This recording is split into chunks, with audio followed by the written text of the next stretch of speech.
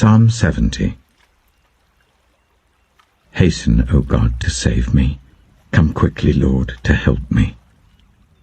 May those who want to take my life be put to shame and confusion. May all who desire my ruin be turned back in disgrace. May those who say to me, "Aha, aha," turn back because of their shame. But may all who seek you rejoice and be glad in you. May those who long for your saving help always say, "The Lord is great." But as for me, I am poor and needy. Come quickly to me, O God. You are my help and my deliverer. Lord, do not delay. Proverbs chapter 8. Does not wisdom call out? Does not understanding raise her voice? At the highest point along the way where the paths meet, she takes her stand. Beside the gate leading into the city, at the entrance, she cries aloud. To you, O people, I call out. I raise my voice to all humanity. You who are simple, gain prudence. You who are foolish, set your hearts on it. Listen, for I have trustworthy things to say. I open my lips to speak what is right. My mouth speaks what is true, for my lips detest wickedness. All the words of my mouth are just. None of them is crooked or perverse. To the discerning, all of them are right. They are upright to those who have found knowledge. Choose my instruction instead of silver, knowledge rather than choice gold. For wisdom is more precious than rubies, and nothing you desire can compare with her. I, wisdom, dwell together with prudence. I possess knowledge and discretion. To fear the Lord is to hate evil. I hate pride and arrogance, evil behavior and perverse speech. Counsel and sound judgment are mine. I have insight. I have power. By me kings reign, and rulers issue decrees that are just. By me princes govern, and nobles, all who rule on earth. I love those who love me, and those who seek me find me.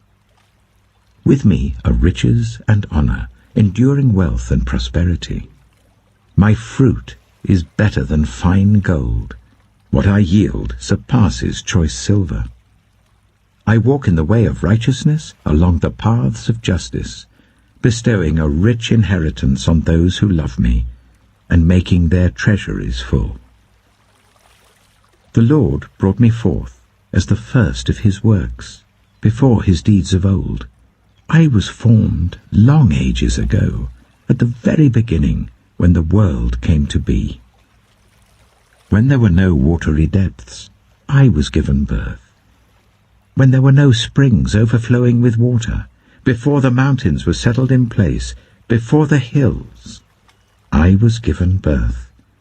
Before he made the world or its fields, or any of the dust of the earth, I was there when he set the heavens in place, when he marked out the horizon on the face of the deep, when he established the clouds above and fixed securely the fountains of the deep, when he gave the sea its boundary, so that the waters would not overstep his command, and when he marked out the foundations of the earth.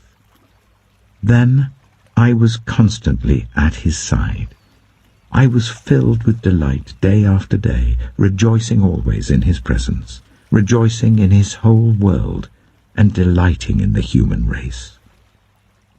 Now then, my children, listen to me. Blessed are those who keep my ways. Listen to my instruction and be wise. Do not disregard it. Blessed are those who listen to me, watching daily at my doors, waiting at my doorway. For those who find me find life and receive favor from the Lord. But those who fail to find me harm themselves. All who hate me love death.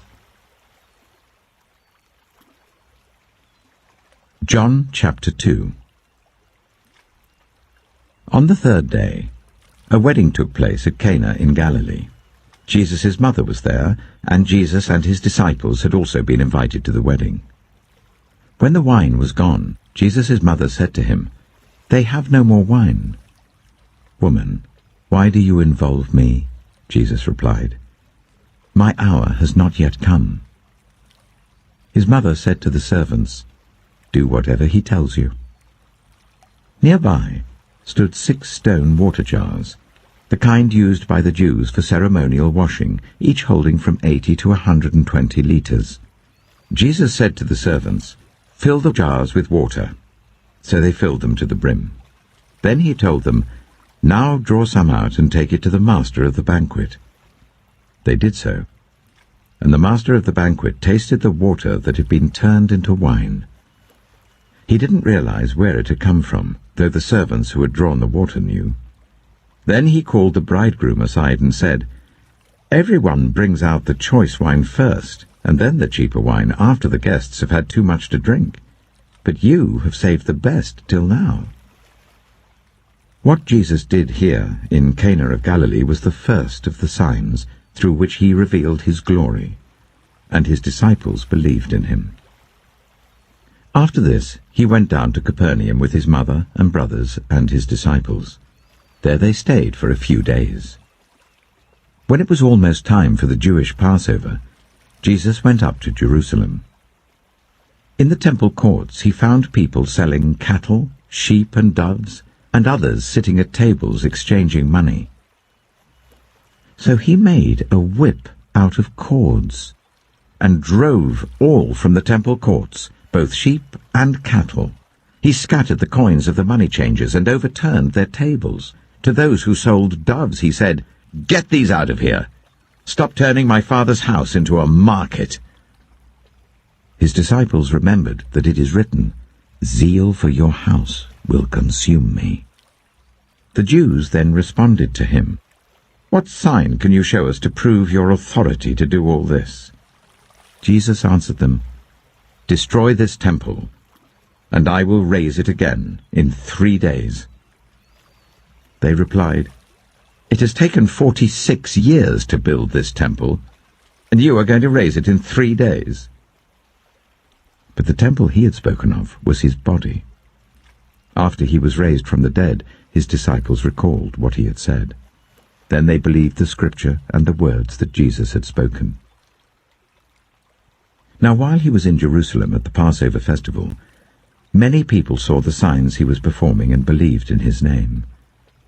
But Jesus would not entrust himself to them, for he knew all people. He did not need any testimony about mankind, for he knew what was in each person.